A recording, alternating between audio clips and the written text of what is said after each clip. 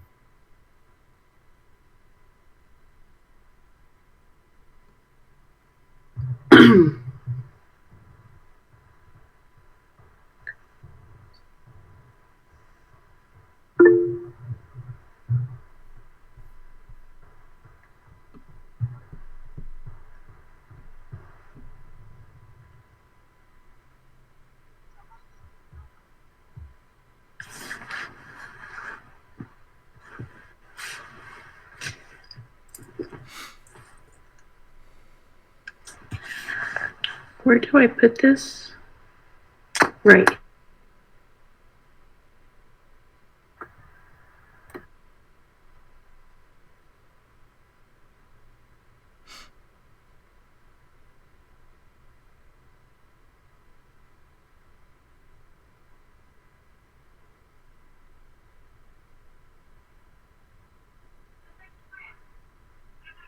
I didn't. So they haven't, so I just leave it on that.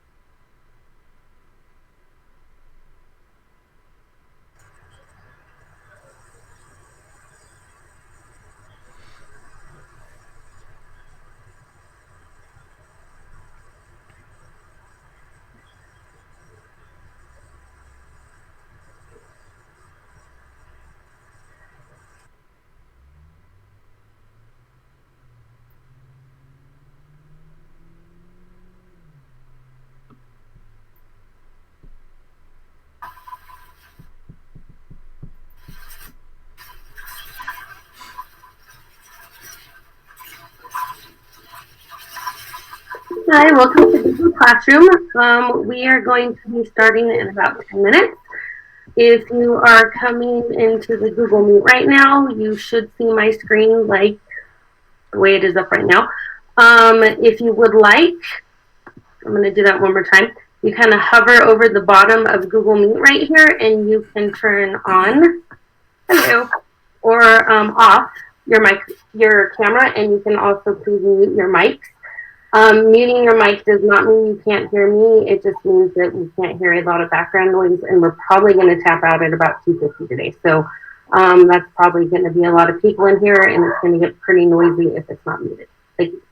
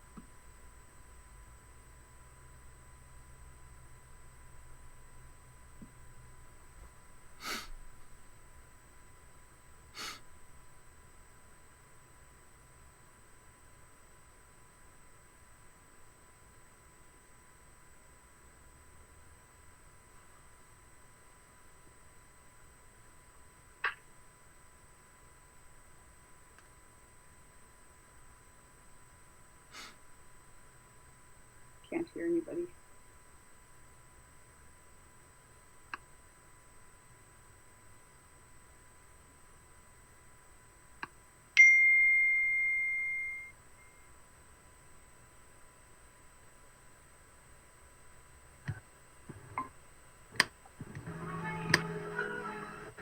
Perfect. I'm getting in, believe it or not. Oh. Am I presenting? Oh, I'm not one.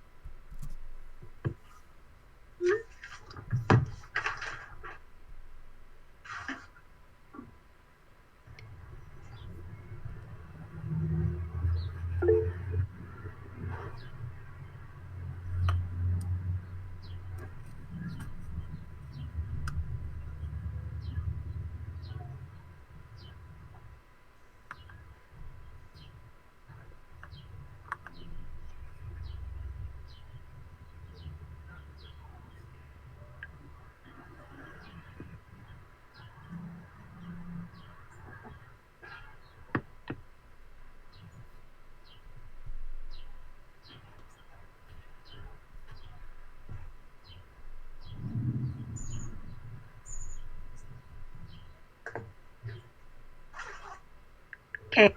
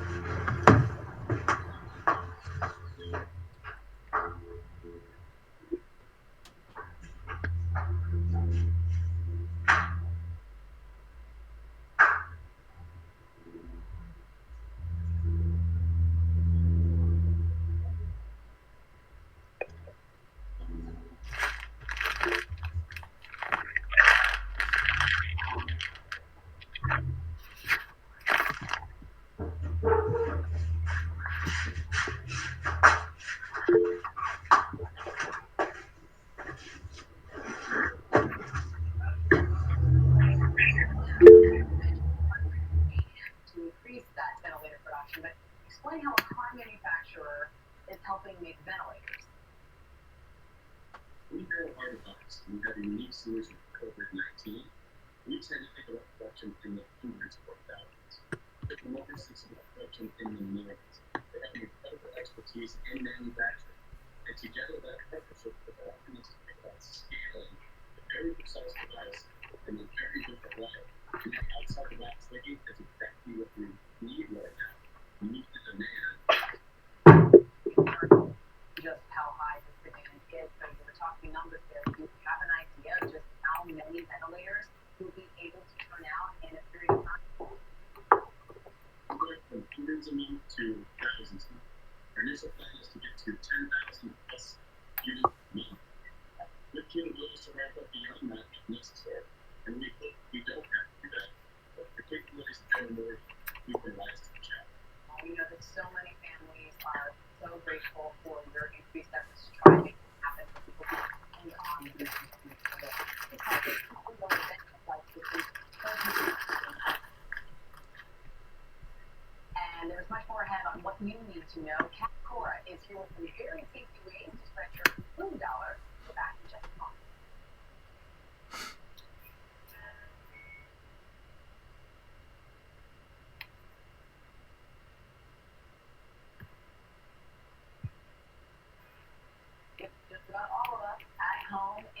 Goodbye this pandemic, it's become increasingly important to make homemade, nutritious meals and really stretch those food dollars. Joining us now via remote to show us how to make a family and budget-friendly meal is celebrity chef and lifestyle expert Kat Cora. Thanks for being with us, Kat. Tell me how your family's doing.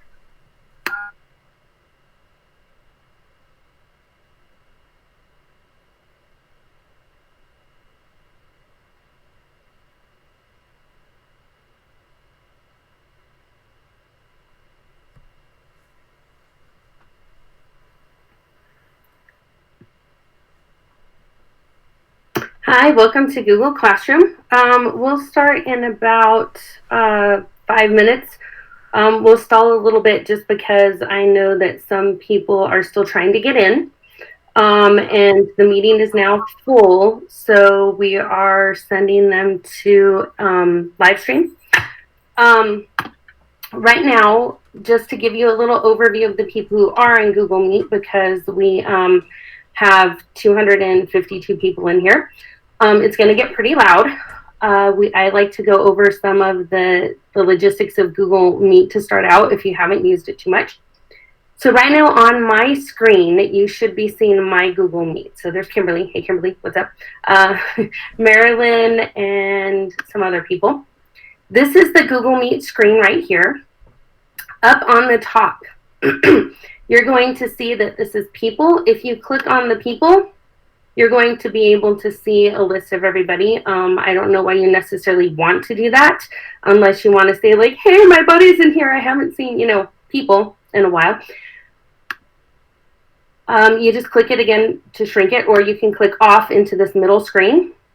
The other thing that is available is chat. So this little bubble box right up here on the top, this is a chat box. So if I open it, I can type in a message. I can say hello. If I am presenting, I cannot see chat, so I cannot answer questions, but my colleagues Janae and Leticia will be here, and they will be frantically trying to answer questions. It does get a little semi-hectic with 252 people. You're going to realize that it's going to be popping up on your screen a lot. You do not need to have this open necessarily, because you might miss some things on the side of the screen. If you just want to look and type in a question right here, and if you click off of it back to the middle of the screen, that chat box should close. If you do not see my screen right now and you only see you, or you manage to see someone else's face, if you click on a person here on the side on accident, you're going to pin that person. So I'm going to pin Marilyn real quick. So when I pinned Marilyn, I'm not going to see anything other than Marilyn. So if you accidentally have something like that on the screen, hover over the middle, click on the unpin button, and it should go back to the way it was. Okay, and then you should be able to see my screen. Another thing that can help you guys out a bit is if you go over here to these 3 dots right here. And if you don't see that bar at all, I'm going to click here in the middle. Mine should disappear, but there it goes. I was impatient. So it should disappear. If you don't see it, just slide down towards the bottom. Some people have to click sometimes. Some people just have to hover over, and this should show up. This is to mute your microphone. I have a question. Yes. Maybe I'm a little confused. Is this a presentation on Google Classroom? Yes. I'm just going over Meet so that way we know how to use Meet. Okay. I'm sorry. I thought maybe that's what you were doing and I missed something. But okay. Thank you. No, okay. So right now, if you come in or you are in and you hear some background noise, just double check yourself and see if maybe you had possibly unmuted your mic. We are going to keep everyone muted at this point. I usually try and finish early so we can do questions. We will be running a lot of questions through the chat. So if you do have questions, please go through the chat. If you go here and you have this, you don't want to pin the meeting because you're going to want to see my screen. So just leave it the way it is and you'll see the screen in a little bit. I'll show you how to pin a tab in a minute. So you can turn your camera on if you want to, show a picture of yourself. So now I'm up in the top and I'm on, or you can turn your camera off. Over here, if you need closed captioning, you can turn on closed captions. I have to click off of it so you can see it. It is not perfect, but it will put some things on. So there's that for you. So I'm going to turn those off for now. Please do not push this button because then you will take over the screen and I kind of sort of need mine to show up. So over here on these three dots, this is what I wanted to show you, is you can change your layout on Google Meet. I usually recommend to go on the spotlight view on this one. So that way it shrinks up all of the people on the side, even though, you know, I do like seeing other people other than just my husband. It can shrink off to the side so that way you can see the full screen a little bit better and see some things. Also, here are three dots on the side. You can go to full screen mode. If you go to full screen mode, it'll blow up the screen a little bit. You can see things a little bit better. Okay, so I'm going to exit full screen, however, because I want people to be able to see my screen. So when I click off of my screen, I should be able to see full screen. So just like muting mic. If you are muted, just know that Lexi is doing voice right now for muting people, but it does take a little while to filter through 250 people to find the one that's making noise. Okay. I'll wait for that real quick. Hi, Deborah. Who's meeting? Could you please mute your mic? Deborah Cole? I can't Could you hear please anything. mute your mic? Okay. Yeah. All right. So I'm going to click off. So I am in the screen while we are waiting for a couple people to be muted. I have my Google Meet up here on the top. I don't want to accidentally close this. So let's do this carefully where we don't accidentally push the X. Do not push the X because then you probably won't be able to get back in this Meet because it is full. If you are on Google Meet, go over the tab, right click it if you have a Mac. A right click is control click or clicking with two fingers. So you can go here to pin the tab. Go here to pin the tab. And it should shrink it over here. It should shrink it right here. And it will not allow you to accidentally close that tab. Later on, you can right click it and unpin it. So I don't know why.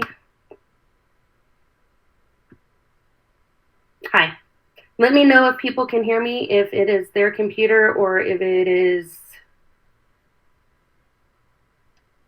Can you go over again, removing the people on the side, their pictures?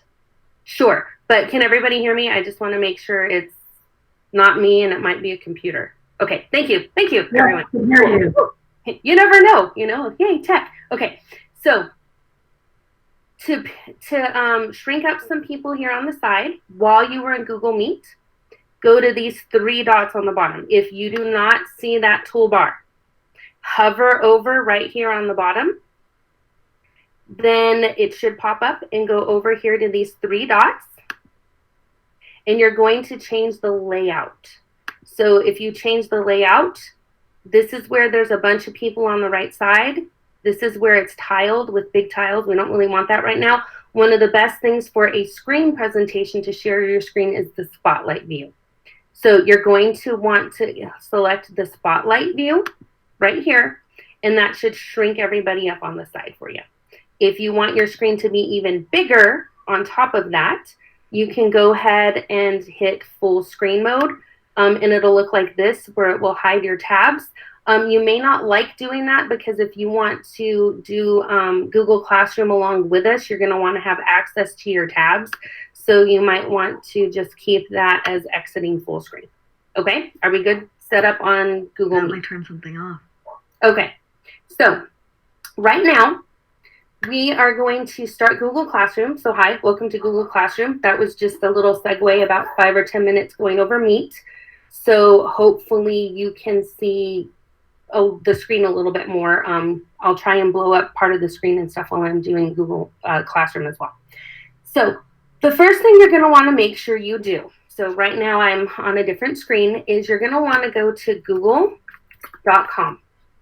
Now, one of the things that happens that people have issues with, and I wouldn't change right now if you're on Google Meet, honestly, because I don't want you to lose access to the Meet. But if you are in Google Meet on a different browser than Chrome, that's this browser down here, that's the Chrome browser. Google tools work the best on the Chrome browser. That's because it is the Google browser. In fact, Google's main platform that it works on is Chrome. So they actually call the browser Chrome as well as the operating system Chrome. You're going to want to go to the box up here that says sign in if you are not signed in. If you are signed in, you should be signed in with your APS credentials, okay? The APS credentials give you access to all of the APS tools, as well as all of the APS extensions like CoWriter, Snap and Read, and those types of things. This is how you get into your Google Drive account, is you're going to want to make sure that you are signed in with your Google credentials. And yes, I know it seems odd because we are a Google domain, so at aps.edu actually are Google credentials, okay?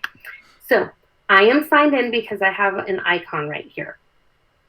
You can change your icon, but more than likely it'll pop up like a letter for your name, and that's what it's going to show up as, is the icon. I'm sure most of you guys are already signed into your Google accounts, and the reason that I know that is because in the Google Meet, when you turn your camera off, this icon is what shows up. However, I do know some people sometimes sign in with their regular personal Gmail accounts on accident, so you're just going to want to make sure that you are signed in with your APS account. Other fact is that if you sign in with Chrome, you also have an icon up here on the top, which is your Chrome account. You're going to want to make sure that sync is on.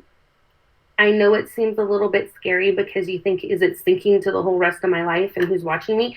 It actually means that you are actually just synced across devices.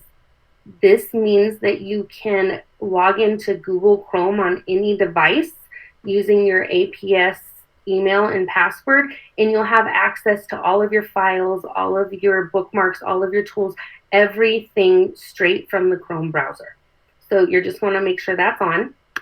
If you are signed into Chrome and your face icon's here or your letter icon is here, if you have 3 dots next to your icon, you are all set and you are updated for Chrome. If you are like me, who I sometimes don't ever want to close my browser, I just shut the lid to my computer and I never close it, Google Chrome can actually get outdated. It can get out of date. So if you see on this little spot right here an arrow, a yellow arrow, an orange arrow, or a red arrow, that means that your Chrome is out of date. If you just click on that, I probably wouldn't advise doing it right at the second. It should still work okay. It should just have a little bar up here that says Update Chrome. Chrome updates automatically every time you close out of all of your windows in your browser, and then when you open it again, it will update. But if you haven't closed all of your browsers in a while, then it's not updated. I'm going to make sure if you are looking for that or you're trying to figure out how to get to a new tab, let me know. I do like to give you a little time to play. If you have pinned your Google Meet tab, so I'm going back to Google Meet right here, and you're not at full screen, you can go here to this plus sign, and that is how you get a new tab. So you're going to want to open a new tab, go to google.com. I'm going to go back here to google.com. Google.com, and this is how you are going to be signing in right here to your Google account.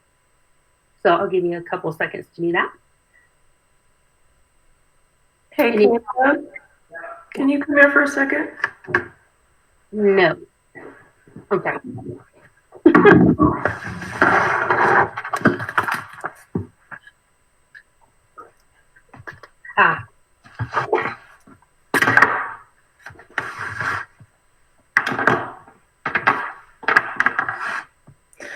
So this is showing me, I think someone's mic's on, so you might need to mute that really quick. If you do get muted really quick, That's because Leticia is muting you. If you ever do run a Google Meet, the person who runs the meet and organizes it can mute people. No one else can mute each other. And once you are muted, the speaker can't unmute you. So you're the only person who can unmute. So just a little side note there. So now that you are signed into Google, up here next to this big icon on the bottom, there is 9 dots. These are all of your Google apps. We call it the waffle because it kind of looks like a waffle that's set up. So you're going to notice a lot of random terms for things. So I'm going to open this waffle, and here is Google Classroom. This is where you're going to find the Google Classroom app. If you do not see that, scroll down because sometimes the Google apps show up whichever one you use the most. You can go more from the G Suite Marketplace, or it should be in sort of a lower down space down here if you don't see it right away. You're going to want to click on Google Classroom, and that will open Google Classroom.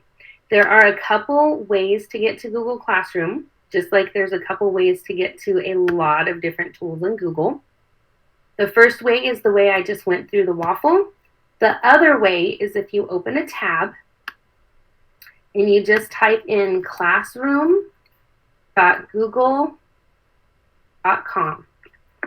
That is the other way that you can get into Google Classroom.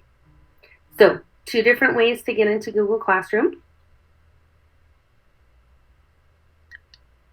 Okay, so I'm going to go over that one more time because I know we have a lot of people and I don't know about delays on a webinar, so that can get kind of tricky sometimes. So if you are in Google and you're signed in with APS and you see your icon here, you're going to want to go to your waffle and click on Google Classroom. Or if you don't want to go through the waffle and save like one extra step, you can open a new tab in your Chrome browser and go to classroom.google.com. When you are in classroom.google.com, if you've never made a Google Classroom before, this space should be empty. If you've ever been enrolled in a classroom or you are in a classroom, you're going to see that there's classrooms in this space. Okay, I'm going to close one of these because I don't want to use up the amount of space that we have. I'm sorry, how do I get on the class link? I'm not able to get on my class link. I'm not sure. Can you help them out with that, guys? I only see your screen. Hi, Yes. can you put your question in our chat box so I know who it is? Yes, Please.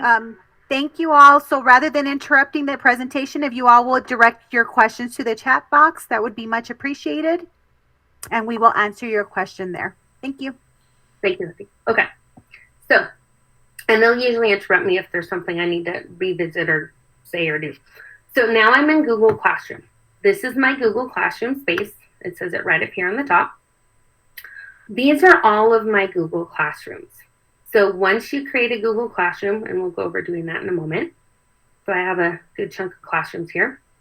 Once you create a Google Classroom, you will have a Google Classroom set up for all of your students. Okay?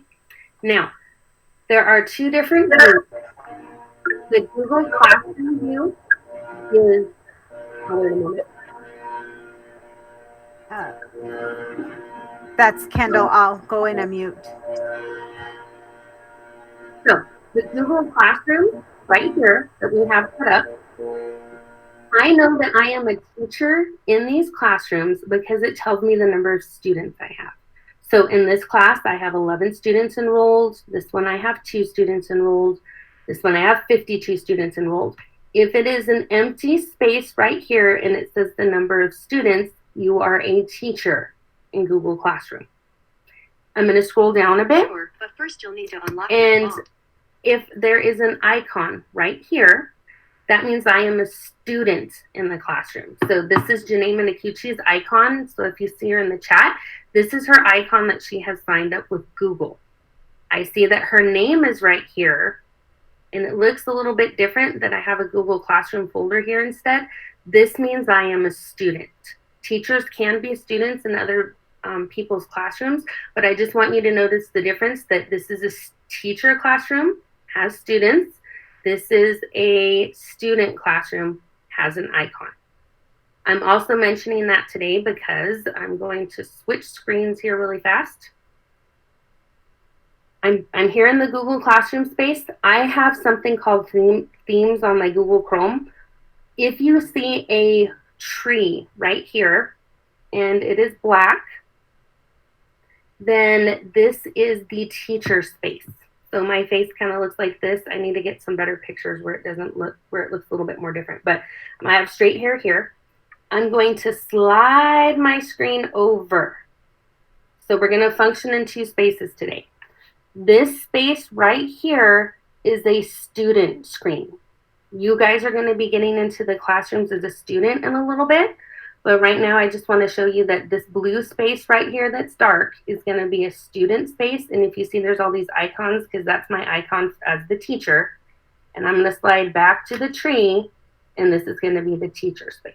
Okay, so we're good there, right? Now, let's start by creating a Google class. So up here, there is a plus sign. You can create or join a class. Students have the same screen. They're not able to create a class, but they can join a class. So you can create or join as a teacher. Today, I'm going to have you join a class in a little bit as a student. But for me, I'm going to show you as a teacher, the plus sign. I'm going to create a class. This is how you create a new class. So you can name a class. There's APS Learning. You can put what section it is. You can put what subject it's for, reading, math, arts, and you can put what room you're in, even though technically right now it's probably your living room.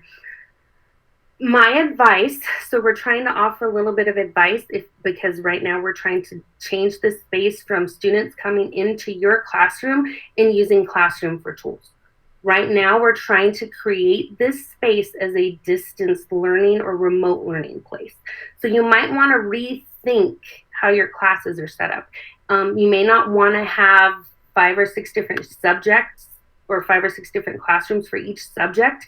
If you're going to be having a lot of the same activities or things with students, you just sort of have to think, how can the space be organized best for students to maneuver and go through this on their own, okay? So kind of depends on how you want to set that up. Gonna look really different for middle school, or it's gonna look really different for high school as well as elementary school. You're gonna want to go to Create Class. I'm gonna name this test actually so I know which one it is. If you create a class, it might take a little while to create.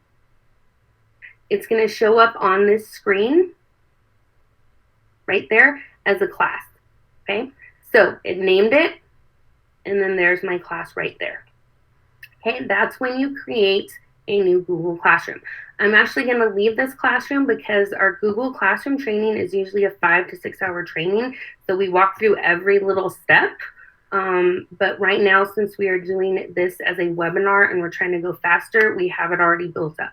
So to go back to your classes space from the Google Classroom that you're in, because I'm in the test class, I'm going to go to this hamburger right here. We call it a hamburger, the 3 lines. I'm going to go to classes. Okay, so right now, I'm going to actually move this. You can pick up a classroom and move it. It's out of my way. We're going to go into this APS distance learning classroom right here. So I'm going to go into this classroom. This is a classroom I made before, and I put shoes because we're going the distance. So you can change the theme of your classroom. So once you go into a Google Classroom, there are 2 things you can do for the banner. You can select the theme by clicking right here on this button. And Google has a lot of different pictures that you can use for themes. Some schools have decided that they will have just a 5th grade Google Classroom or a 4th grade Google Classroom, and all the teachers are working together. You can do that if you want. If you do have separate teachers with separate classrooms, you just might want to communicate with each other to pick different icons or different colors of the different headers or themes, so that way it's a little bit easier for students to find. So if you have a science class and you also have another class, but the teachers both like these pictures and these are the exact same, it makes it a little hard for students to maneuver when they look exactly the same as other classes. So that's how you select the theme. You can also upload your own photo if you would like. I will come back to this class code in a little bit. We're going to actually start from the right going to the left, okay? So we're going to skip over grades this time, mostly because right now we're in a situation where I would very much advise you to give feedback and tell students how they're doing, but I wouldn't browbeat them over the head with grades. Some of you may not necessarily agree with me. I just know that it is a space where it's a little bit confusing and it's a little bit scary. And I know that right now we're looking at more pass-fail equivalent type things. So we'll focus on that at a different time. So first we're going to start out with people. So I'm at people right here. This is the student space and this is the teacher space. If you do decide that you want to co-teach a class or you want to have one classroom for multiple teachers, you just click on this button right here that says invite teachers, and then you can type them in. Since we're all part of the APS domain, unless you're watching the live stream and you're not, in APS, you should be able to just type the name. So I'm going to type Janae in here right here, and I'm going to type Letty, and I can have them both as co-teachers into my classroom. I'm inviting them, so they are going to get an email. And once they accept that email or they go to their classroom and they say they want to join the class, they will be included into that class. Okay. Now let's go down to students. You can invite students two ways. I'm going to show you the way I would recommend inviting students right now because they're not with you. If you are sitting with students in a classroom and they can see your screen and they're watching you, I would suggest having students enroll with the Google Classroom code. If not, which is kind of the situation we're in right now, you're going to want to invite them using their @APS credentials. I know that APS students do not have their Gmails turned on right now, but I'll show you what it's going to look like for a student and how they can still get in. So I'm going to type in our practice student, who is ELS student 1 at aps.edu. You can add a lot more students at one time if you want to, and just click them off if you want. The student is already in there, so I'm going to delete them. My ELS student 1, I'm going to send them an invitation. Okay, as people, I'm going to send them an invitation. It says right here it is grayed out because that student has been invited. That doesn't mean they have to join with their email. So I'm going to switch the screen really quick, slide and over here. I am signed in as ELS student 1. So this is my fake student I'm using today. If you notice, when they go to their Google Classroom, same way they went on the 3 dots, they picked classroom, and they got to this space. Now that student has a place right here in their area that says join class. So you're just going to have to communicate with the students or maybe send out an email to parents and say, hey, I have created a Google Classroom. I have enrolled the students in the Google Classroom. Have them go to classroom.google.com and join my class. So as the student, I'm going to join the class and I'm going to automatically be enrolled in that classroom. That is my advice for getting students enrolled into classroom right now. I'm going to pause really quick. Janae, are we doing okay? Letty, we doing okay? Or do I need to go over that part again? Thumbs up here. Oh, can you do it one more time? Because so a couple questions have come up. Yes, your administrators can be added because you would just add them as a teacher. You can have up to, I'm not sure the limit on the number of co-teachers you can have. They just upped the limit. They upped the limits to 20 co-teachers, 1,000 students, and 1,000 classrooms you can have. Perfect. And then for, as Tina just showed, the students do not have emails, so they will need to go to classroom.google.com and they will see the same thing Tina just saw to actually join the class. And there was one more thing, Tina, adding a student teacher as a co. Oh, okay. If there is a student teacher right now, I know that Brian Stewart was having a couple issues with student teachers because some of them don't have teaching rights at the moment. We understand that that's happening. So if there is an EA or someone that you can't find or you're not able to enroll them as a teacher, go ahead and email edtech@aps.edu, and we've been trying to configure those names and things to get them in as teachers.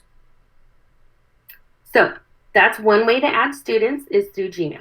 We're good?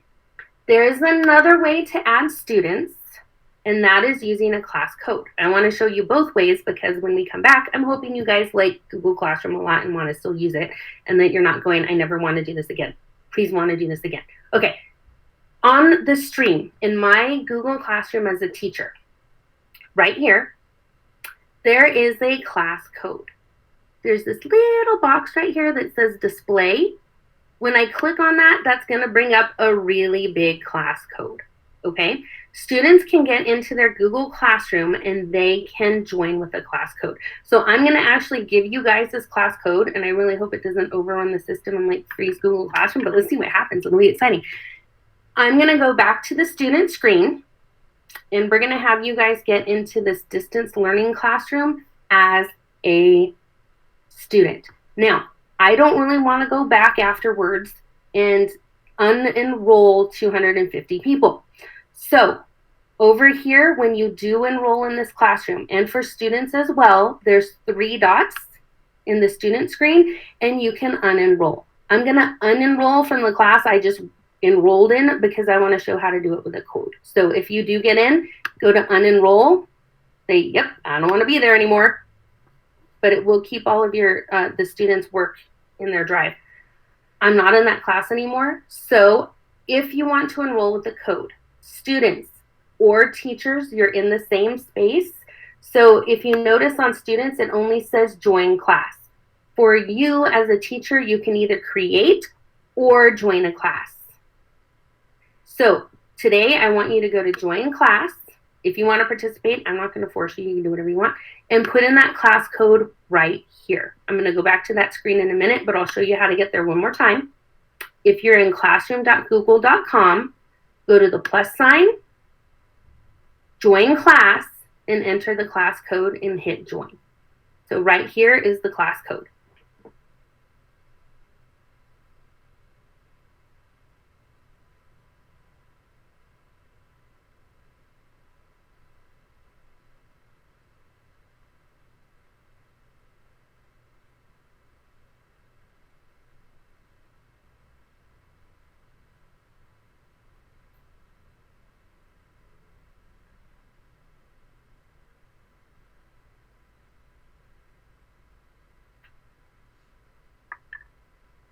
Once you join with that code, I'm going to do that over here, 2PE, 2CAG, and I don't know if the girls can put that in the chat, just in case we miss it, if I move on too quick. I'm going to hit join as a student, and it might take a while. Like I said, it takes a little while to create a classroom, and it does take a little while to join a classroom. Now I'm in as a student. I know I'm in as a student because I don't see grades. I see stream, I see classwork, I can see my peers that are all in my class with me. Yeah, we got a lot of people, so good. All right, a lot of peers that are in my class with me, but I don't see grades, okay? So I'm gonna go back to people as a teacher, right here, back to people. And now I'm going to see that I have a lot, I have a lot of people signed in right now into our Google Classroom. So welcome to our classroom. You're awesome. On Google Classroom, you can invite guardians, okay? You can invite guardians for students. If you notice when you type in students, if you type them and you put them in, you should be using their APS Google credentials. If you don't, I'm sorry, I'm picking on Melanie for a second, but if you do not see invite guardians, that means it was done without the aps.edu Gmail. So some students, especially the older ones, might have a personal Gmail account and might have accidentally signed in here with their Gmail account. If they sign in with their Gmail account, went to Classroom and enrolled in a class and they don't have this Invite Guardians tab, that means they weren't enrolled with @aps.edu. So that's a little trick to see who was in with @aps.edu and who wasn't. When you invite guardians, you just click on this button and then you can type in the email for that student's parent. The reason you might want to invite guardians is that way parents will get an email summary for Google Classroom. I am giving you a huge warning right now. Do not enroll parents in your classroom. Okay, it might seem like it's a good idea because you go, well, I just want them in the classroom so that way they can go ahead and just check out what their student is doing. I don't see any harm in it. It's not a big deal. You do not want adults in a place where you are teaching children where there's any way you can accidentally have COPA or FERPA issues. Okay, they do email guardian summaries once a week so guardians can look at some stuff. I'll show you in classwork a little workaround to give stuff for parents to help you out, but please do not enroll guardians in Google Classroom. Once you've invited the guardians with their emails, it will send them an invite. Once parents have accepted, this will be non-grayed out. And then you'll be able to email all guardians through this space once they have enrolled. Okay?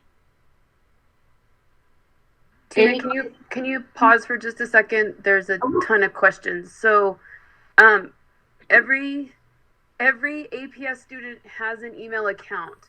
It is their 9-digit student ID at aps.edu. The email function is not turned on. They cannot email. So this is my child that Tina's displaying. Please don't write anything down. Notice she has her 9-digit ID there at aps.edu. That is her email address. That is how you will add them to Google Classroom. There, you can also send a code, which Tina showed you. Guys, I'm sorry, we're answering questions as fast as we can. Every classroom has a code. That is the other way. So if you're using this for our little ones, K1, 2, it's a little bit harder for them to do Google Classroom. Please join us for Seesaw because that is a great way to work with our littles. If your school is requiring you to do Google Classroom with your littles, you need to probably email this code to your parents, ask them to go to classroom.google.com and have them join. Or you've already added your students in and they will see that little tile and then they will join. At the very end, we have a guide for parents that we will share. I'll share the link with you all. We'll make sure we get that in chat so that you can share with parents the guide to Google Classroom. I know it's a lot to take in. We're in this together, and I promise Leticia and I are typing as fast as we can in the chat box. So bear with us. I'm sweating. This is why I want to try and pause between different things so we can try and answer stuff too a little bit faster. So we're going to review really quick for people. 2 ways to get in to Google Classroom with people. Go here to the plus sign, invite students, and type in their code. You do not need to know their numbers if you just know their names. I'm sure there's someone named Marty Smith here. Maybe not. There we are, Marty Escobar. So it will automatically pull up the student's number at aps.edu if you type in their name. It is their student number at aps.edu. They do not have access to Gmail, but they have access to a Google account. This is their Google account. They go the same way that you did, where they go to google.com, www.google.com. They sign in with their APS number and their APS password, just like they get into the computers at school. Just like they get into Chromebooks, same thing. That's how they sign in. That's how they get into their Google account. Okay? One way, type in their names. The other way is when you've created a classroom as a teacher, there is a class code here that is the stream, or in the stream, that is the class code. If I display it, students can go to join class and they can use this code to enroll in the classroom. My advice is, especially for the older students, just to type in the students' names and have them added this way, and have the students join classroom through classroom.google.com. Okay, this is how you enroll students into Google Classroom. So the question is, Tina, can you invite more than one guardian for a student? Yes, For one. I believe it's up to 9 guardians per student. They just changed that number too. It used to be 4, and I think it's up to 9. So because of the distance learning situation that's happening, they upped their numbers a lot. So they're definitely allowing a lot more things. So, and we talked about the parent Google Classroom guide. Do you by any chance know, Tina, if the guide is available in Spanish? There was a request for that. I don't know.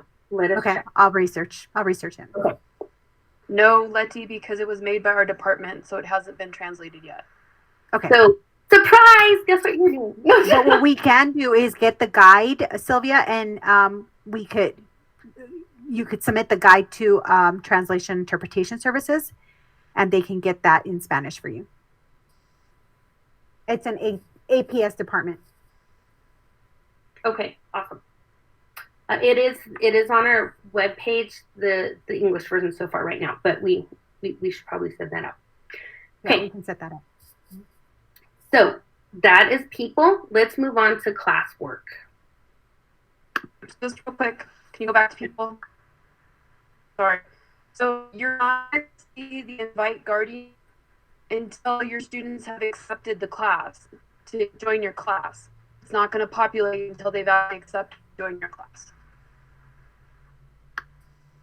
So if I get to, let's add a random person. Brian. We're adding Brian Stewart. We're adding my colleague. I'm going to add him through his email. And when Brian's here, and you can sort here by last name or first name. So I'm going to sort by first name. And I'm going to go to Brian Stewart. You're going to see that he's been invited to the class, but he has not accepted. So he cannot have a guardian invited right now because he hasn't enrolled in the class yet.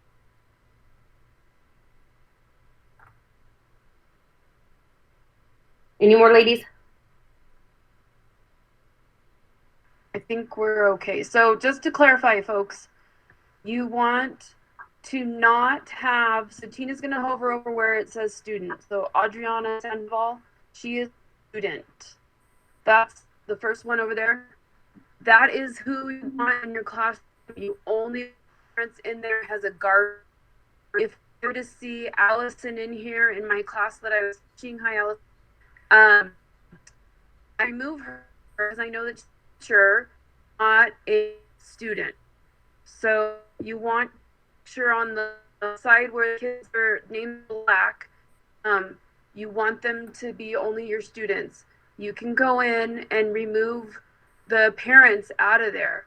So Tina will check the box. She's not going to remove Allison, but if she were to click on that, she could go to actions and she can say remove. So for FERPA and COPA purposes, please, we do not want parents in there. We know that they're going to go see what their students are doing, but we want them in not as a actual participant in the class.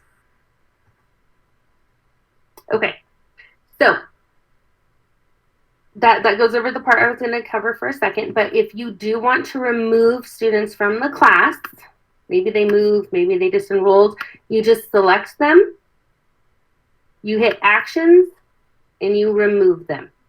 Mute, we'll go over mute a little later, but that means that they're muted on Google Classroom from making responses or comments. So if students have been inappropriate with comments or been inappropriate in the space on Google Classroom, they'll still have to turn in the work and do things, but they will be muted. So this is how you enroll and remove students. So let's go to classwork. I know the stream is the first place that we went to, but classwork is really the place where a lot of the important stuff happens. The reason you're going to want to put things in classwork is because when it shows up on the student screen, it gives the students the ability to view each assignment, really look at the instructions for each assignment, turn things in, and see everything in a much better view and system than if you keep posting things through the stream. I know some teachers are like, the stream, it's the first place I go. I'm just going to throw a bunch of links and stuff in there. You're going to want to avoid that. You're going to want to keep it in classwork because that makes it a lot easier for the students. Okay? So I am in this classwork space right here as a teacher. I have all of these assignments already created. We're going to show you what those different assignments look like, how they are formatted a little bit differently, and how they look differently for students. You should be in the space right now that I am in.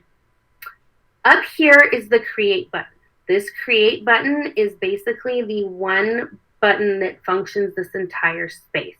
If I click on Create, and if you don't see it right now, it's because you're in as a student. So I'm showing you what it looks like as a teacher. The teacher has the ability to create 4 types of assignments. I know one of them is called assignment, well, activities if you want, but there's an assignment, there's a quiz assignment, there's a question, and there's material. I'm going to actually start from the bottom and work my way up. Material, if it has this little bookmark right here, material means you send out information to the students. They don't have to turn anything in. They don't need to do anything with it. It is a view-only thing. This is a great way to send out articles, to give them links to things, to send them quick information. Also, if you want to set up a Google Meet or some way that you want to meet with students all together, you might want to look at the material. So I'm going to go to my classroom here, and I'm going to show you one of the materials. Right here is playing daily Prodigy Math games. So it's just material. I'm going to click on that. And if you notice right here, this is material. So if you want to create material, you just go down here to create. You go to material, and it's going to give you this space right here. You put in a title and a description of what you want students to do, and then you add any types of links or anything. Since I don't want to spend the time typing things out, I'm going to show you one we already made. So I'm going to go back to that Prodigy one. After you've already made an assignment, you can edit it. So I'm clicking on one I already made, and I'm going to go to these 3 dots right here, and I'm going to go to edit. And you're going to see the same space. Advice for creating activities in Google Classroom, especially now. Students don't necessarily see what date you posted an assignment. So this first number is the date that's posted. On April 6th, I posted something for math. Okay? This is something I want students to do every day. It's a daily activity. Go for it. Do it every day. And it's just Prodigy Math games. Keep it simple. Don't make things super complex right now. Do something that's really going to help them out. If you haven't heard of Prodigy Math, I used it with my students. They loved it. It's a sort of game-based video lessons that have to do with math. But I would also advise you in the description with the instructions to label it in order. I always like to use numbering. Keep it clear but short. So it's sort of that weird in between. Don't be too brief or they don't understand what they're doing. Don't overload them with so many words they don't understand it. So they log into Prodigy Math with a username and password. They play Prodigy for 20 minutes. They set a timer and place. They can set a time and place to meet their classmates to play together if they want to. Then I went to add, and I added a link for this. You can add a link. You can add anything from Google Drive. A link is any type of website. So I'm just going to add a link, and that will give the students the link to go to. Okay, in this case, it's Prodigy Games. Apparently, you're also going to APS. I'm going to save this activity, and it's going to show up, and I'll go over the different parts on the side when I go over assignment. It's going to show up here in the classwork section. Now, if you notice, it is here underneath math activities. These large sections right here are called topics. You might want to create topics to easily organize work for students. If you've already created a Google Classroom, go ahead and keep the topics you had. More than likely, you had something for reading, math, science, and social studies. Make sure you have a system where students can find the activities, though. In this case, I labeled them all by the date, and I put the newest activity on top. You can move the activities and put the older activities on the bottom, however you want to do it. But this is how you create a topic. Up here, that create button. Down on the very bottom, you create a topic. So in this case, I'm going to create a writing topic. I'm gonna, if you're wondering how we got those pictures, they're called emojis. Inside the space that you type in, you just right click, control click, 2-finger click on a Mac, and it should have emojis and symbols. Not the end of the world if you can't find it. If it's not there, you might not have your keyboard turned on, but you right click and you can click on the emoji and it should pull it up. Maybe. Apparently mine doesn't want to pull up. It should put the emoji here, and then you just hit add. There it goes. And it should have the emoji that goes with the topic. Once you, yes. Just really quick, can you demonstrate one more time how to add a link? I'll show it again. We're going to create assignments and things. Okay. Too. So I'll go over it. Okay. On topics, you can move and drag things around in the classwork space. So I already created a writing activity for the writing topic. And so I'm going to go ahead and stick that into writing. And it'll be underneath that topic. I can also take the entire topic and it'll take all the activities with it, and I can change the order of how that is on the screen. You just click it, hover over it, click it, hold it until it pops up, and then you can move it up and down. Okay? This is the topics in Google Classroom. I have 2 other Google Classrooms open just to give you a little heads up. Now that we're doing distance learning, if you are giving out 2 or 3 assignments a day, you might want to change your topics to be dates. This way it's a little bit easier for students to say, oh, on the 11th, I should do reading, and this is my first task. On the 11th, this is reading, this is my second task. So this is one way that you can organize your topics. Another way to organize topics is to have them by week. This just gives it a little bit easier for students to find it. And here's some other advice. Do not copy a school day. Don't copy it. Don't just throw it out there exactly like a school day. It's a different place for students to be. There's synchronous learning where everyone's learning at the same time. You kind of got to get out of that mindset right now. Try and think of things that students can do asynchronously. That is by themselves. So if it might be easier to assign an entire week's assignments to students.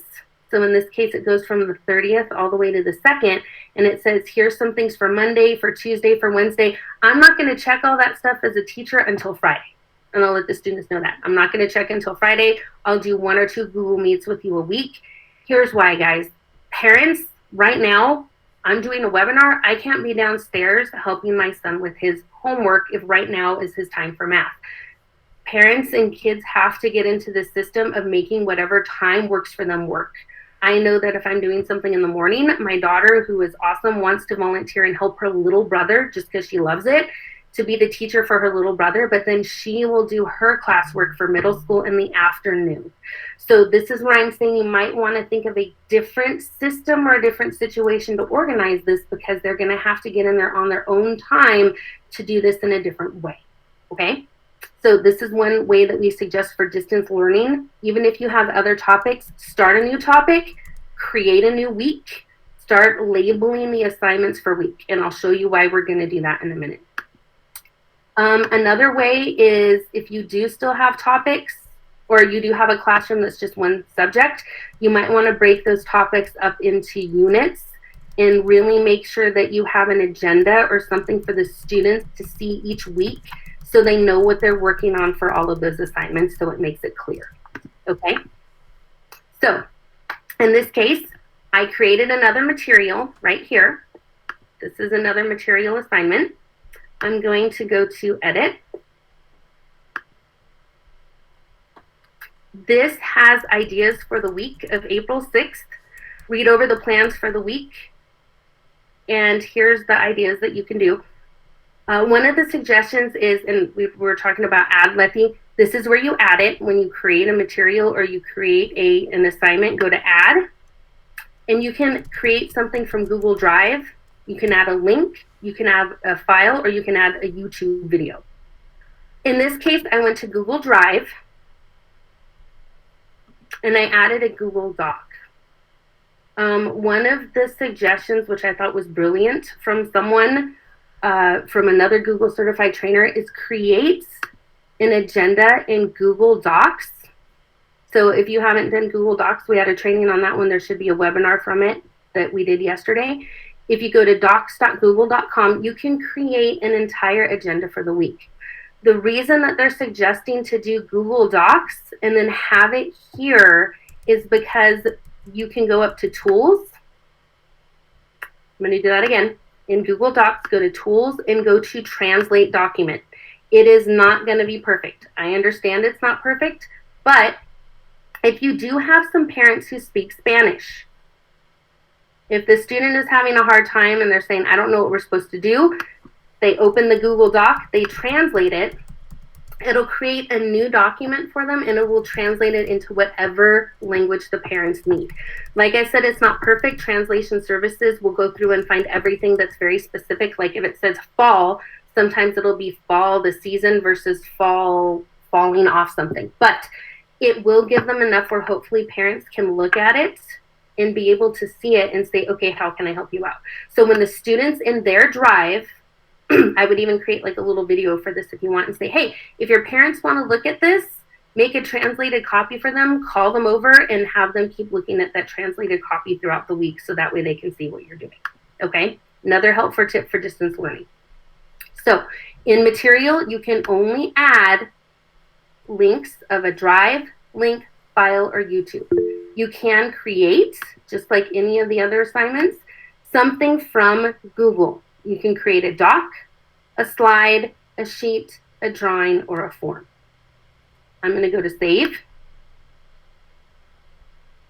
And that creates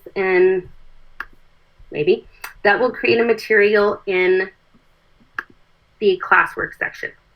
So the first thing was a material. The next one is a question, and I'm going to get a little bit deeper into that one for how you can share out assignments differently for different students or different classes. So this is a question right here. It has a little question mark. If I create a question and I click on it as a teacher, now it has the ability for students to either give a short answer or a multiple choice answer. If I click on short answer, it gives me some options here. I really like using this space as a student discussion board. Students can reply to each other if I have this checked off. Students can even edit their answers after they've replied. This is just a straight question through this space. Okay, so I'm actually going to get out of here and show you the one we already made. So this is a question. I'm going to edit the one that was made. And it's going to look exactly the same as the one I pulled up. And this is a short answer. My questions are pretty long for a short answer, but I still have the date,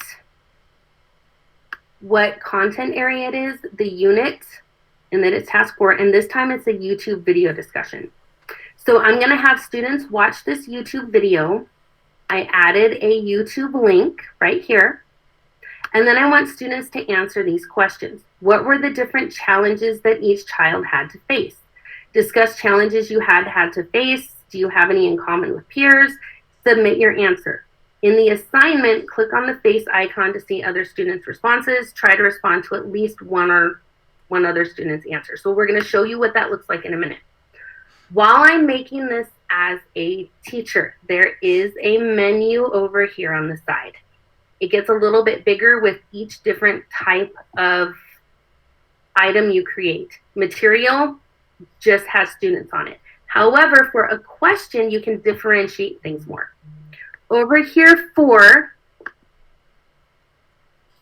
I can add more than one class. If I want it to be for this classroom and my other distance learning classroom, I can use this assignment for both classes, okay? So you can have one assignment for more than one class. The other thing is you can differentiate for students. So all students, it's going to be really big. I have a whole bunch of people. But let's say if I only wanted to send it to Adriana and Allison, so I'm going to unclick this for all, and I want to have a specific activity just for these 3 students where the instructions or the content is changed a little bit, I can differentiate that way. So Janae and I have created classrooms where she will create a narrative where students are using voice typing tools and Co-Writer and Snap and Read for the lessons in the instruction, but they're still turning in a narrative where I will create a class. I created a classroom assignment where the students had to write a 5-paragraph essay and just straight write a 5-paragraph essay. So over here on students is how you can differentiate right here on the side. I'm going to keep this ungraded for now, but you can change it where it has points. It goes off of a point system from 0 to 100. I'm going to keep it ungraded. Due date. I would suggest not having any due dates unless you want to put a due date as Friday. So I'm going to make this due date as Friday just so I tell the students I want to have it in Friday so I can look at everybody's stuff. You had a week to work on it. It's just a drop-down menu to pick the time and date. I don't really want the time on there. This is where the topics come in. All the topics that are created, I can select one of those, and I'm going to put students can reply to each other. Up here in the top, you will either post or ask the assignment. Before I do that, you always want to double check some things. That's this little drop down box right here on a question. I'm going to drop it down. I can schedule this out. If you do want to create assignments for the week, but students are getting overwhelmed getting them all at one time, you can schedule the assignments for the week to come out each day. If you want, you can save this as a draft. Save it as a draft and don't assign it to the students yet. What that means is, so I'm going to get out of this really quick. I had already saved this as a draft. In my space as a teacher, it's going to show up gray right here, and it's going to say draft. This means it's not assigned. It's just waiting for me to assign it. I'm going to scroll over to my student screen right here. And you're going to notice in his reading activities, he doesn't have that. He doesn't have the ELS, or he doesn't have the YouTube discussion. He doesn't have that as anything that he can fill out right now. The reason he doesn't have that is because it hasn't been assigned yet. So once I go back in here, I'm going to click the 3 dots once it's in draft mode and go to edit. Once I ask this, I'm going to just ask it. It will say they're going to see it immediately. I'm going to say ask. Then on the student side and on your screen, if you're enrolled as a student, you're going to see right here that it is a YouTube discussion. So if you are in Google Classroom right now, let's see how it looks as a student for answering a question. I want you to go into 4.8, Unit 4, Task 4. Click on it. You're going to go to View Assignment. So I'm going to go over here as a student. So now it popped up. You're going to go to View Question, if you're in there. And now you can type in your answer. I don't need you guys to watch the YouTube video. It's 6 minutes long, but I'm sure right now you probably have had some challenges you've had to face. So a challenge I've had to face is my mother has lung cancer and is going through chemo right now, which makes it kind of hard. I am in here as a student. Once the student has done their answer and they turn it in, and I'm going to say, do you want to submit answer? I'm going to say turn in. So you're going to type in your answer and hit turn in. You're going to see this cute little face right here. I don't know why he makes me so happy, but he does. But here's this little face. As a student, they can go in here and see classmates' answers. So some people, Michelle already answered one. I'll let you guys get in there if you want to take a moment. And you can answer the question and you can see all of your classmates' answers. Once the classmates have answered, I can go back and reply. Living far away from family during this time, I'm really sorry about that. So this is a good way for students who haven't talked to each other in a long time or haven't connected, instead of being in the Zoom meeting or the chat or the, what am I trying to say, a Google Meet, and it's hard for everyone to get in. Maybe this is a way that they can still try and communicate with each other. Couldn't get that idea out. Sorry about that. So over here, I can see all the students who have replied.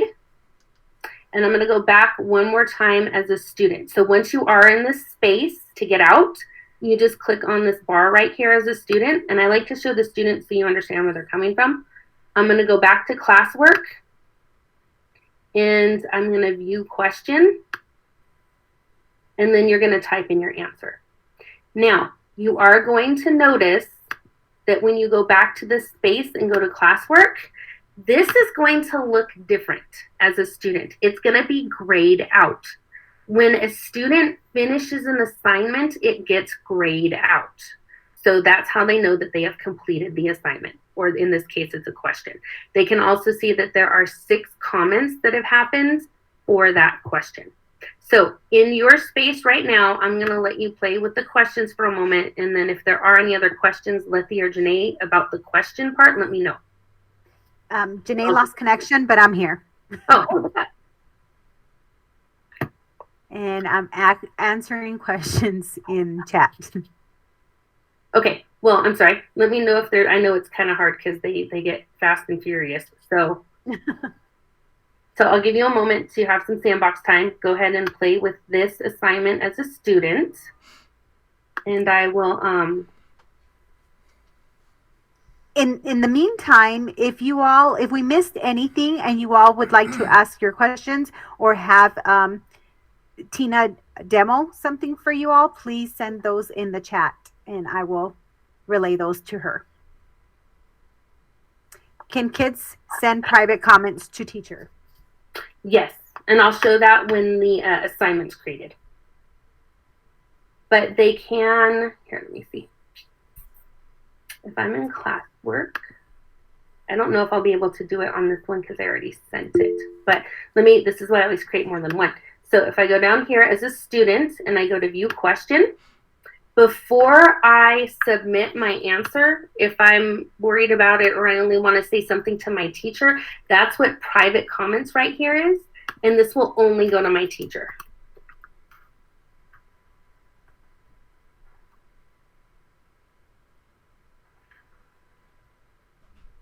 Well, apparently it's supposed to and not have an error. I don't know why it had an error. Interesting. Yes, normally they can, but for right now it's erroring out. Oh, I'm sad. You can tell me he was scared. I feel bad for my fake student. Okay.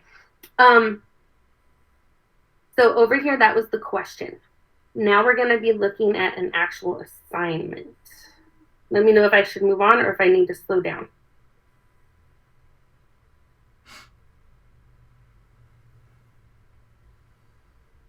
Will you please go over what stream is again? Okay. I haven't really explained the stream yet. I usually do that last. But so yes, so we will go over that. Mary, she'll get to it shortly. Yeah. Yes. I will explain the stream in a moment. Okay. So, are we good on creating a question? Because the next one is a little bit more complicated. Question. Okay, so we've gone over 2 things. Material, just a link. Question is a question with having students respond to each other. Quiz assignments, so I'm just going to open one of them. I'm not going to create a quiz assignment right now. Quiz assignment runs everything through Google Forms. I may not have a quiz set up at the moment because I don't really want to collect grades necessarily, but it is a little bit more complicated as far as setting up a grade mode and a non-grade mode.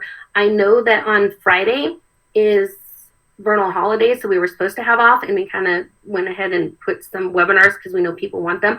On Friday, we're doing a webinar for Google Forms to kind of better explain Google Forms and how they can work as quizzes and how they can work in conjunction with Google Classroom. If you want to go for that one, go for it. If you want to have off, totally cool. That webinar should be recorded.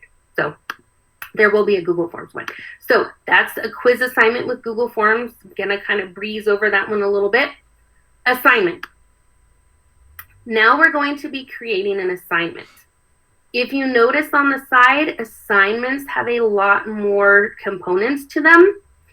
And this case, students will be able to turn something in. Okay, so I'm going to show you how assignments can be a little bit different because I have one already blacked out that is made. And I'm going to go here and go to edit. You're definitely going to want to play with this as a student so you can see how it's a little bit different. You don't need to do it right now, but whenever you have time, we're going to let you stay in the Google Classroom so you can play in it and go through things. If you want to take any of the assignments, feel free, take them off, reuse them, make your own copies, it's fine. So on my assignment, I want to keep the same labeling conventions as April 6th reading. Unit 4, Task 2 is going to be a journal entry. This is a journal entry for the whole week. Fill out the journal entry each day in the space provided. Make sure you fill out an entry for each day. On Friday, after you complete the journal, turn it in. Okay? This is where assignments are kind of awesome, so I'm going to get rid of this. I'm going to add from this space. I can create. I wanted to add because I already had a template I made for in Google Docs. Nope, that wasn't it. I'll show you. If I go to Google Drive,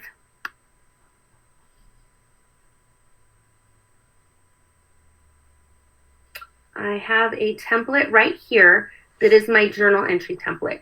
So it has the questions on the left and it has places for students to answer on the right. I labeled it so I knew what it was. I'm going to click on it and I'm going to add. So this is how you can add from an assignment. Just like before, I can add a Drive file, a link, a file, or a YouTube video. Or I can create straight from the assignment a doc, a slide, a sheet, a drawing, or a form. Now, before you assign this is extremely important. Before you assign, super duper duper important. Over here, students can view the file. This means that when you share an assignment, only students can open the assignments and they can just see it. That's all they can do with it. I'm going to do this drop down. If I do, students can edit file. Be careful. In Google Classroom, when the student can edit, they edit the same thing. This is designed for things like a slide deck. If you create a slide, like a slide presentation, and each student gets their own slide, each student will be able to edit their own slide in the same document, and you keep one document. You keep the one presentation. If you want to have where you assign it to a group of students, like create an assignment for only 4 or 5 students at one shot, and you want them to have like a group paper that they put together for maybe a jigsaw activity that's virtual, you can create one file, share it with 5 or 6 students where students can edit. All 5 or 6 students can work in that document at the same time together. What you're going to want to do if you want each student to have their own copy is make a copy for each student. You can't change this once you assign this, okay? So you're going to want to make a drop down, make a copy for each student. This is only going to show up once you've added a file. So if you notice here, if I don't have anything, there's nothing there. It only shows up once I've added a file or in this case, I like to pull things from my Google Drive. And I'm going to find that activity again that was a doc. I'm going to add it. And I'm going to make a copy for each student. So I'm going to click on that. I have the same features, adding to different classrooms, differentiating by students. I can change the point value, due dates, topics. This case, we do have rubrics. Rubrics are a little bit more complicated. They're in our Google Classroom sort of 102 situation, but you can add a rubric. I added one so you can see it. Right now, we do not have originality reports at this moment, but we are getting the Google Enterprise version next year, so we will have originality reports. If you click on this button in an assignment, students will be able to run an originality report and see how much of their paper is plagiarized. I'm not going to get into that as much right now, but if you do want to stay after the Google Classroom for a little bit, I do have one set up. I do have a student where I can show how they work and how they can be configured, but I'm just not going to cover it a lot right now. So I make a copy for each student, and I'm going to assign this now. I'm going to assign it. Sorry, a little bit slow. Maybe a lot slow. Hopefully it'll work. There we go. So I've assigned this to 128 students. And I'm going to show you how this looks different in the student's point of view. Okay, so remember, this is my teacher space right here that's black. So I'm going to close these out because I think things are going a little bit slow. Sorry. And I'm going to slide over here to the student space now. I'm going to look here, and I have a journal entry. If you wouldn't mind, please go here to the journal entry and reading Unit 4, Task 2, journal entries. And as a student, I'm going to go down to View Assignment. When I view this assignment, it gets kind of confusing because it pulls the rubric up first, and this space is just for instructions. The main thing that students are going to want to do is click on this file. So when the students click on the file, it's going to open up a new tab for them. If you notice, if you've just opened up your tab and you're playing along with the home game, it will name your doc with your name on it. It will automatically create a file for each and every student. So this is student 1's paper. It says, what is something you did that was outside today? I haven't been outside today yet, but I want to ride my bike. Okay. Once students are in this space, if it is an assignment, there's going to be an extra button up here on the top.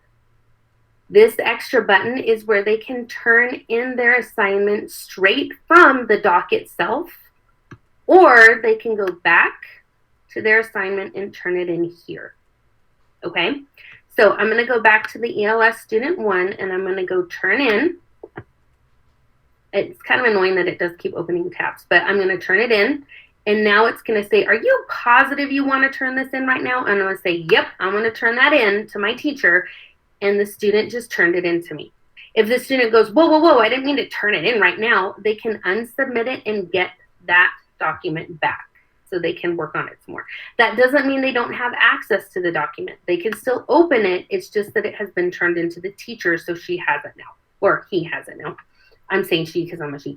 So I'm going back over to show you, if you want to, you can go ahead and play with that and submit some of them. I'm going to show you what this looks like from a teacher's point of view.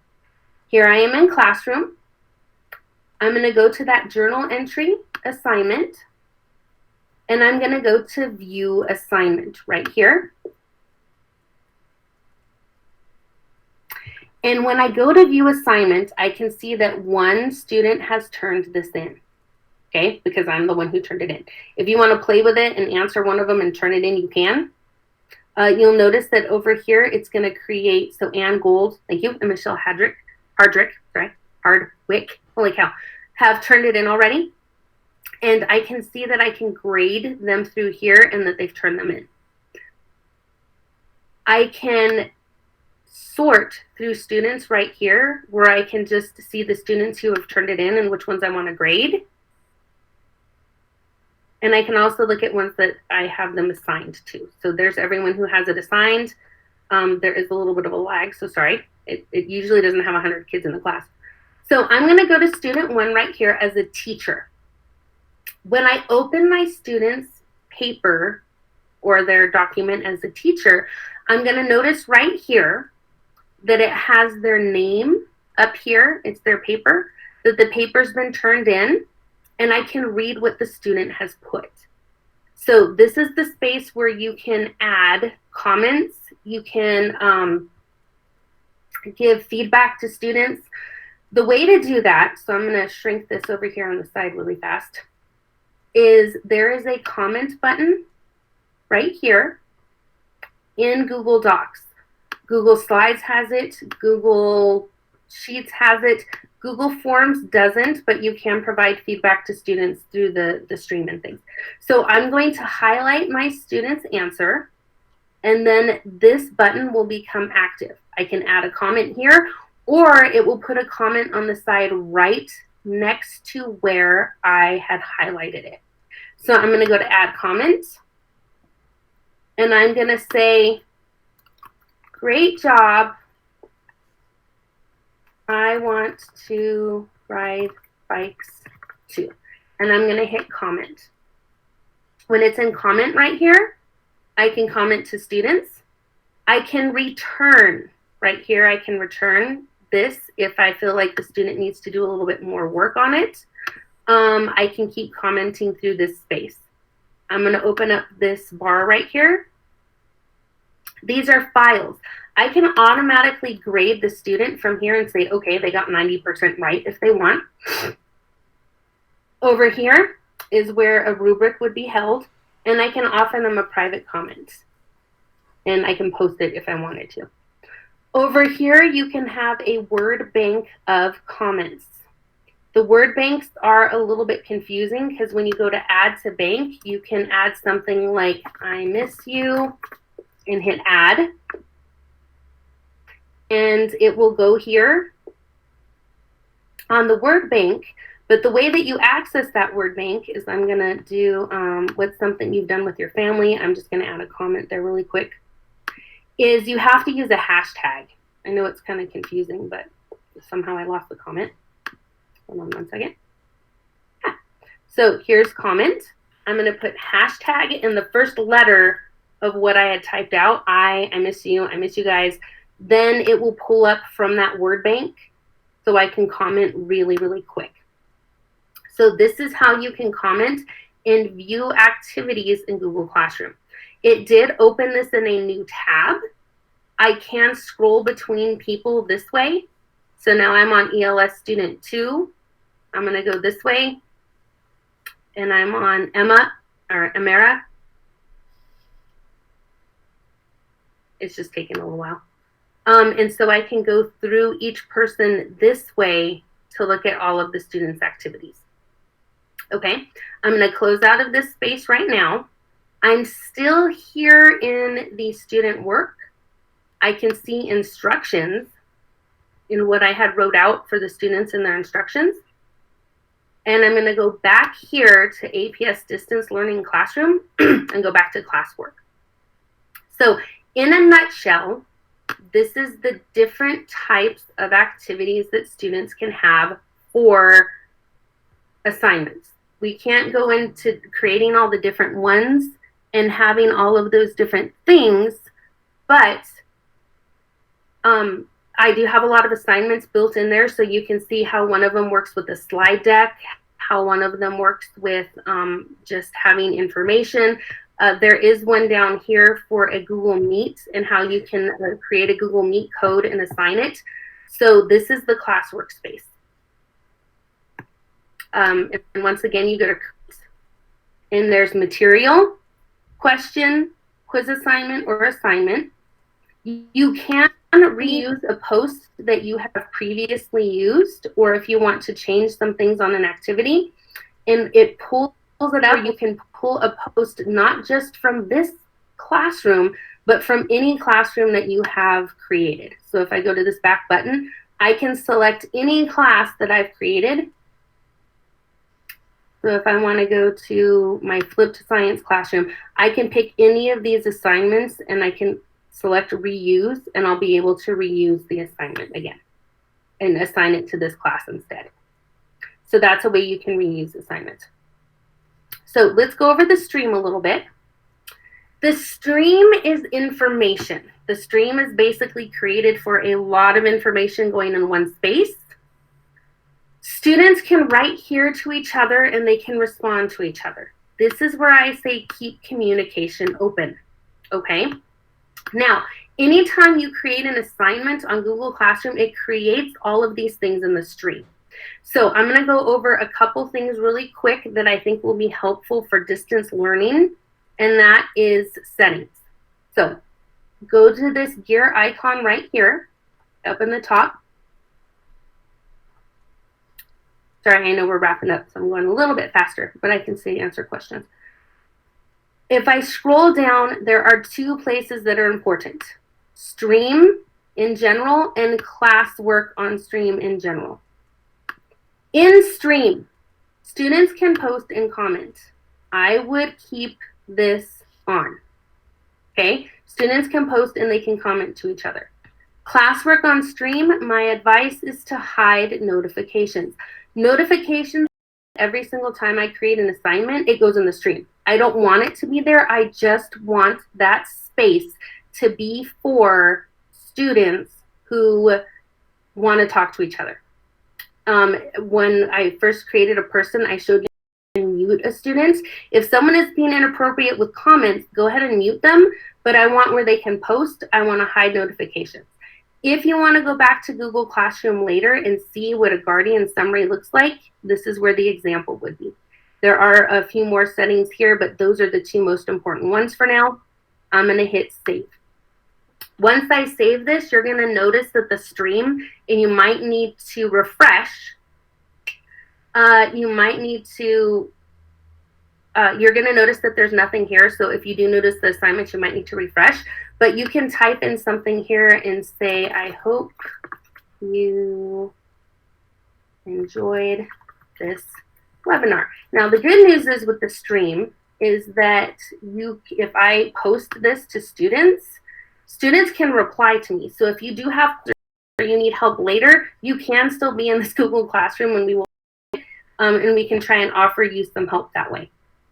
Very, very important, last thing I'm going to show you is this button up here, or this. Afterwards, the webinar is recorded and apparently the transcript from the chat goes too, but I'm not sure if we're linking those. I think we were going to, but. Yeah, we're adding the transcript in. Can you show, one of the questions was back on the assignments. Can you go back over on how to open a turned in assignment, please? Yes. So I have an assignment and here's the journal entry one. Here's the YouTube one. If I click on an assignment as a teacher, if I go to view assignment, so the student, when they view the assignment, they see the assignment. When I'm a teacher, I go to view assignment, maybe, sorry, I just froze a little bit.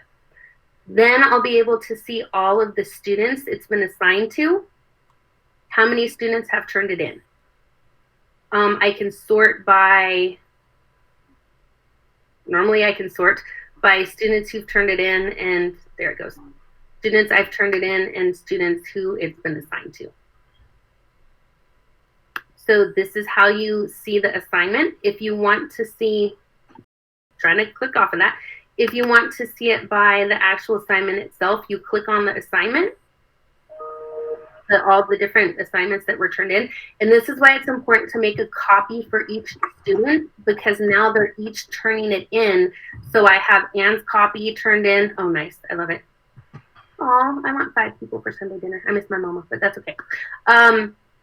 Then this is Annette's journal that she's turned in. And so I can go through the students and see who's turned it in and who hasn't turned it in. And like I said, you can still play in Google Classroom. You can turn it in later and see what it looks like from the student's point of view to kind of get an idea of, oh yeah, this was an assignment, I turned it in. This is a question. Okay, I see how that. So we like to keep you guys in there. And the other one was, Tina, was can you show how to add a Google Meet Okay. to an assignment? Ooh, okay. I'm like, whoa, this is a thing. Okay. Yep. Oh, come on, Google Classroom, disappears on me now. Well, hold on a minute. Let me close out some stuff. Give me a second.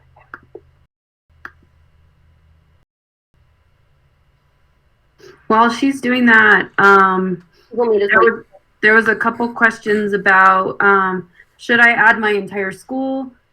We think that's a little overwhelming, so either start with a grade level per classes if you guys are collaborating. If you're a service provider, counselor, SLP, OT, I recommend you break it down. Counselors probably by grade levels, SLP, OTs. You might want to assign different things based on your caseloads. So those things you definitely will need to kind of think about how many are on your caseload and how many people you don't want. If you're at a high school, you don't want over 1,000 kids